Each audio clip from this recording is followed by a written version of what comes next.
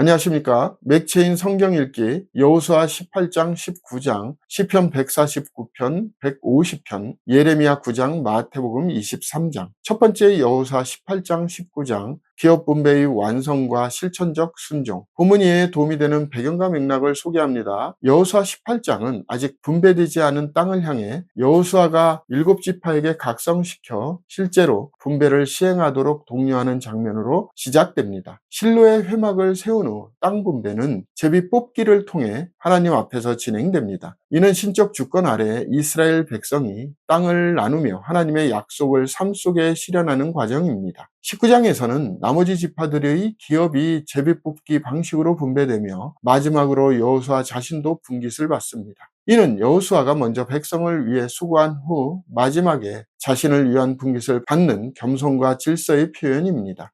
이 두 장은 하나님의 약속 성취가 공동체적 실천과 순종을 통해 이루어진다는 점을 강조합니다. 본문의 중요 구절을 소개합니다. 여호수아 18장 3절 여호수아가 이스라엘 자손에게 이르되 너희가 너희 조상의 하나님 여호와께서 너희에게 주신 땅을 점령하러 가기를 어느 때까지 지체하겠느냐.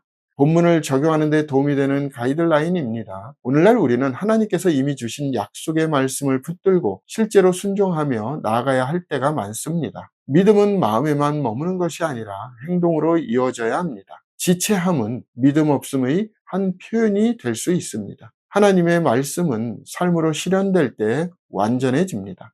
두 번째 시편 149편, 150편 찬양의 절정과 영광 본문 이해에 도움이 되는 배경과 맥락을 소개합니다. 시편 149편은 성도들의 공동체적 찬양과 함께 하나님의 공의로운 심판에 대한 기대를 노래합니다. 하나님의 백성은 춤추며 찬양하며 동시에 열방을 향한 하나님의 통치를 선포합니다. 시편 150편은 시편 전체를 마무리하는 찬양시로 모든 악기를 동원한 전 우주의 찬양을 강조하며 호흡이 있는 자마다 여호와를 찬양할지어다 라는 구절로 끝납니다. 이 두 시편은 예배가 삶의 모든 면을 포괄하는 것이며 하나님은 우리의 온 존재를 통해 찬양 받으시기에 합당하심을 선언합니다. 본문의 중요 구절을 소개합니다. 시편 150편 5절 6절 큰 소리 나는 재금으로 찬양하며 높은 소리 나는 재금으로 찬양할지어다. 호흡이 있는 자마다 여호와를 찬양할지어다. 할렐루야.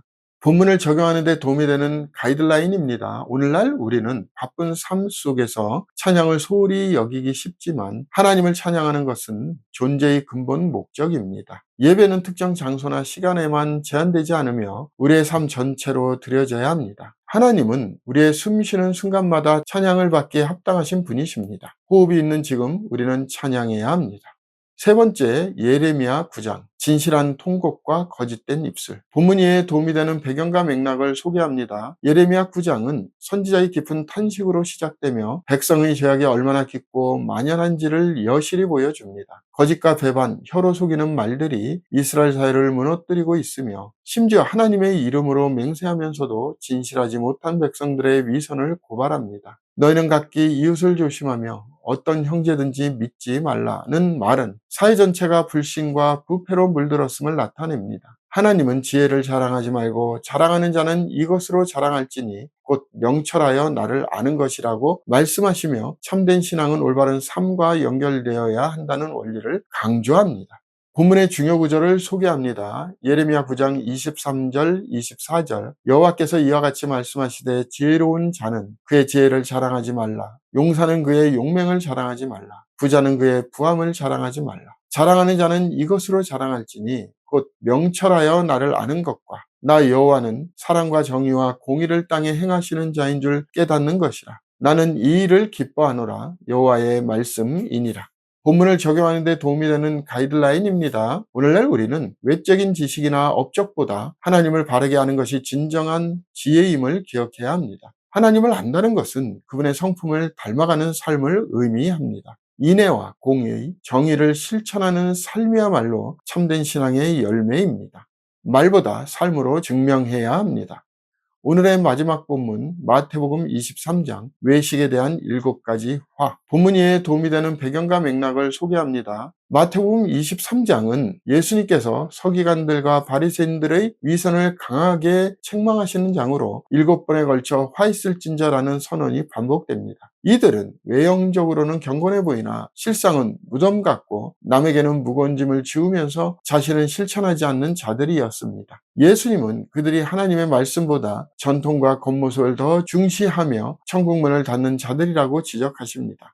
본문 마지막에서는 예루살렘을 향한 예수님의 탄식이 나오며 하나님의 마음은 회개를 기다리는 사랑임을 드러냅니다. 본문의 중요 구절을 소개합니다. 마태복음 23장 12절 13절. 누구든지 자기를 높이는 자는 낮아지고 누구든지 자기를 낮추는 자는 높아지리라. 화 있을진저 외식하는 서기관들과 바리새인들이여, 너희는 천국 문을 사람들 앞에서 닫고 너희도 들어가지 않고 들어가려 하는 자도 들어가지 못하게 하는도다.